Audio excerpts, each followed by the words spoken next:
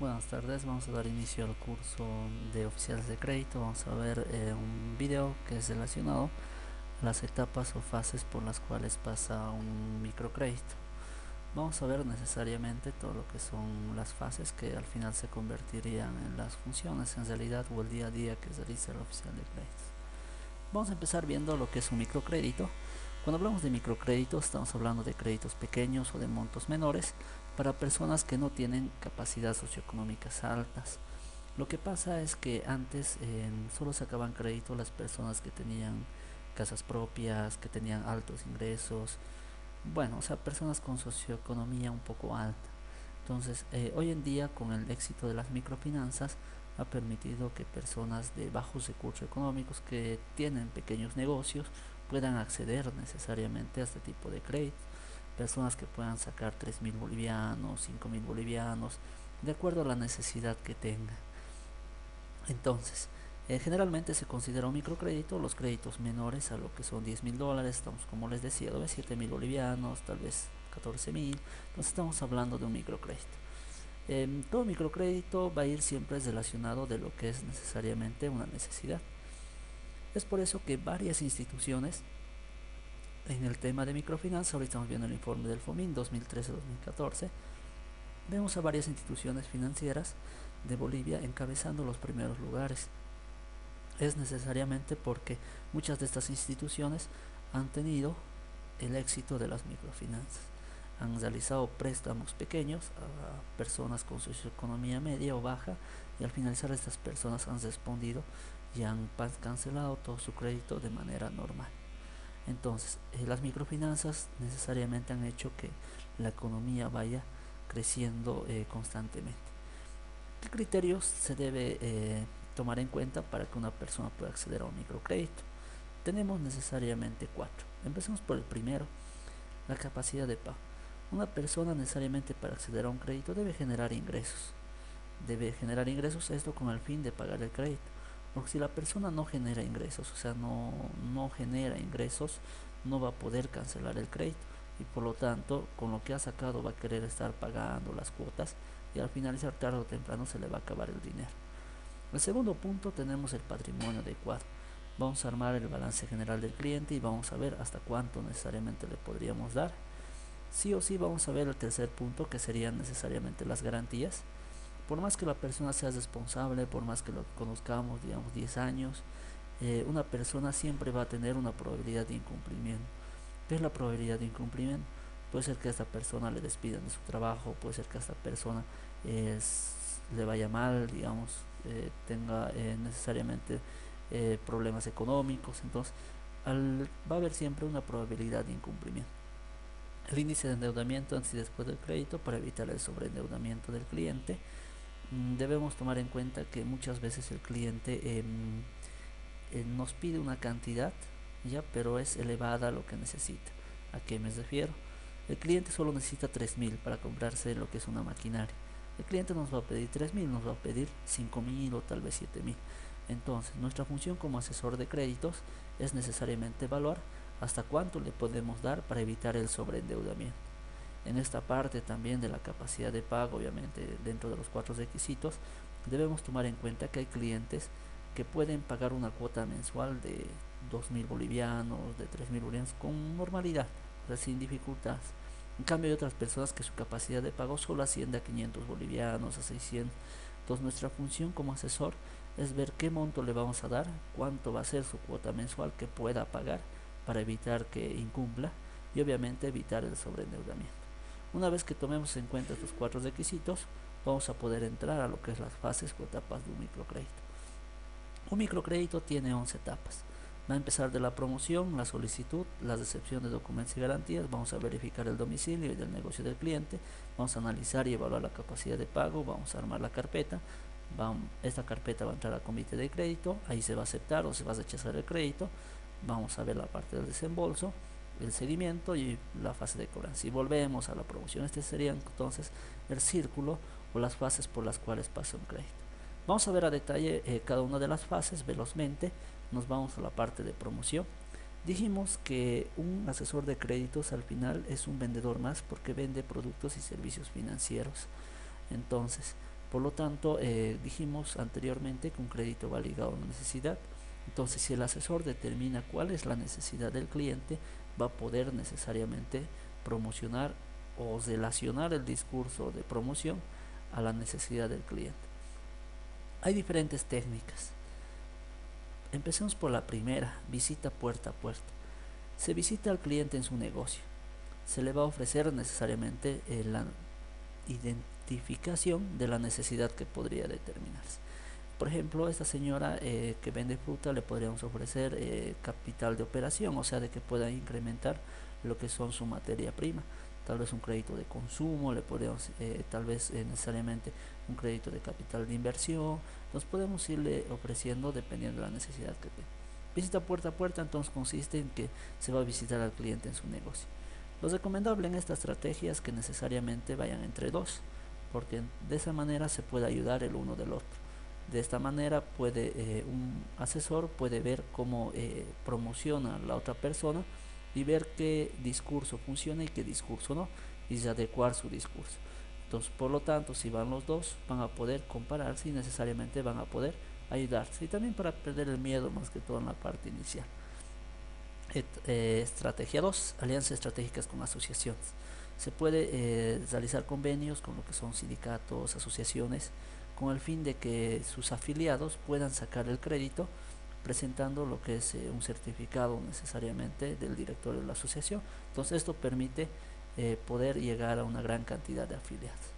Reuniones grupales, como en este caso, por ejemplo, yo recuerdo que fuimos a una OTB, serán algo de 40 familias, entonces solicitamos una reunión, unos 20 minutos, para poder promocionar lo que son la parte de créditos.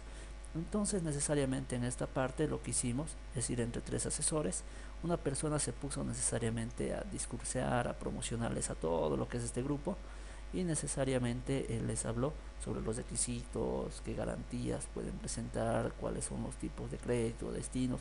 Y cuando había un cliente interesado, digamos esta señora, se acercaba a los otros dos asesores y necesariamente estos dos asesores la atendían de manera personalizada. Obviamente de ahí se pudo llenar unas cuantas solicitudes de crédito. Tenemos otra estrategia que son las ferias regionales. ¿Por qué son importantes las ferias regionales? Porque en estas ferias participan productores mayoristas, o sea, grandes productores, participan grandes ganaderos, entonces se puede hacer una gran cantidad de contactos con estos productores que nos van a permitir elevar nuestra cartera de créditos. Pasemos a la fase 2, el llenado de la solicitud de crédito. Es importante, ya una vez que hemos promocionado, el cliente ha venido a la oficina, hemos llenado la solicitud de crédito y ahí vamos a llenar, es un formulario donde vamos a llenar los antecedentes del crédito, los datos básicos del cliente, vamos a llenar necesariamente lo que es su croquis del domicilio, croquis de necesariamente lo que es su negocio, vamos a ver los antecedentes de la actividad económica, cuánto quiere sacar, hasta cuánto puede pagar. Entonces todo eso va a entrar en la fase de antecedentes de crédito. Pero lo más importante también es que una vez que el cliente nos lo firme la solicitud de crédito, nos está autorizando para verificar su historial crediticio. El historial crediticio resume cómo es la situación crediticia de la persona, si tiene cartera vencida, cartera en ejecución, castigada o está con cartera vigente. Entonces ahí vamos a ver, en su historial crediticio vamos a ver cómo se ha comportado crediticiamente el cliente. Si esta obviamente tiene un buen historial crediticio, entonces pasamos a la siguiente. Aquí le vamos a pedir los documentos básicos de crédito, como la fotocopia del carnet de identidad, factura de luz, factura de agua.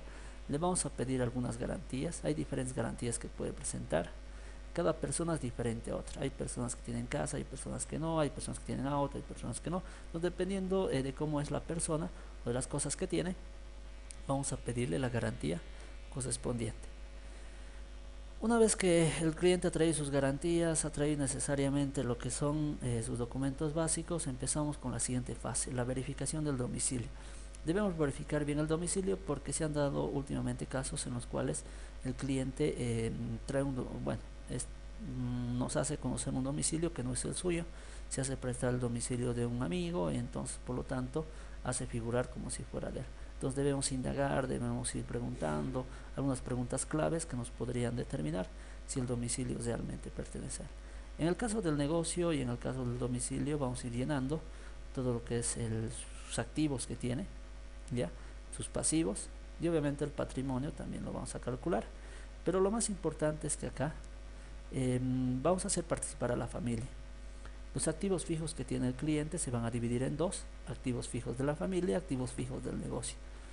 Por ejemplo, si tiene un vehículo pero lo usa personalmente, o sea, para viajar, todo eso, es activo de la familia. Pero si de pronto tiene un vehículo, una máquina que lo usa en su negocio, entonces es activo fijo del negocio. Entonces todo lo que utilice en el negocio entra acá. Activos de la familia son de uso personal, uso familiar, como los bienes del hogar, la tele que tiene, todo eso vamos a ir necesariamente registrando en su balance general. Esto nos va a permitir conocer la situación que tiene el cliente, qué activos tiene, qué deudas tiene, y obviamente ver el patrimonio como indicador base para medir hasta cuánto le podemos dar. Ok, en la siguiente fase, que es el análisis y evaluación de la capacidad de pago, vamos a armar el estado de resultados del cliente. ¿Ya? Obviamente hay algunos clientes que no manejan la contabilidad, por ejemplo la señora que vende refrescos, la señora que vende frutas, el taxista, no maneja la contabilidad. Por lo tanto, nosotros como asesores de crédito, en la fase de microcréditos que estamos hablando, nos debemos encargar de armar el balance general y armar el estado de resultados del cliente. Y en el estado de resultados vamos a tener igualmente la participación de la familia, con los gastos familiares de alimentación, luz, agua, alquiler, ingresos familiares. Puede ser que el señor trabaje en otra actividad, el sueldo de la esposa, el sueldo del esposo. Entonces son ingresos familiares que necesariamente aumentan y reducen lo que son los gastos familiares en este caso.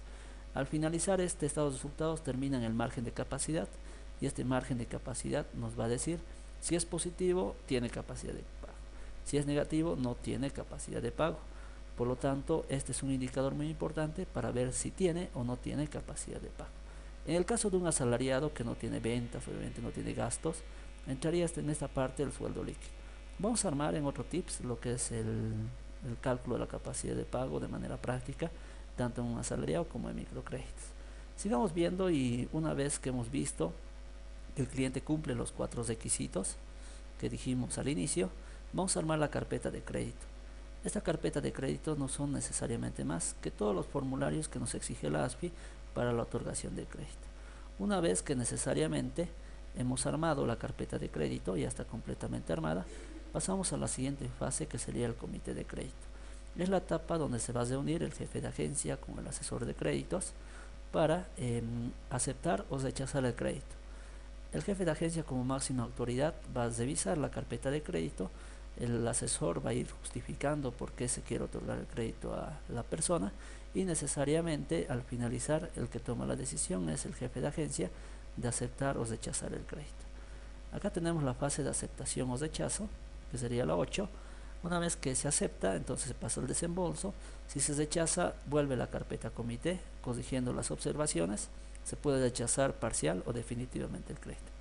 En el desembolso de crédito, como está firmando el cliente un contrato, se va a hacer el reconocimiento de firmas, y una vez que ya se le entrega al cliente el dinero, pasamos a la fase 10, que sería el seguimiento.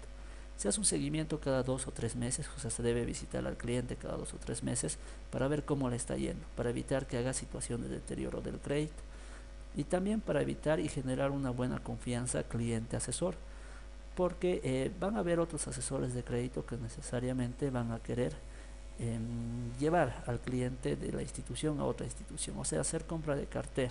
Entonces, por lo tanto, debemos cuidar de tener una buena relación para que el cliente se quede con nosotros un buen tiempo. Y si el cliente no ha pagado, digamos que hemos hecho un mal seguimiento, pasamos a la fase de cobranzas. El asesor por lo menos es responsable del primer mes de gestionar la fase de cobranzas, presionar al cliente, llamar al garante, visitar, notificar. Entonces se va a encargar de presionar y tratar de recuperar el crédito. Si obviamente entendemos que la fase de cobranzas no es sencilla, hay que tener obviamente carácter y hay que tener estrategias necesariamente para cobrar.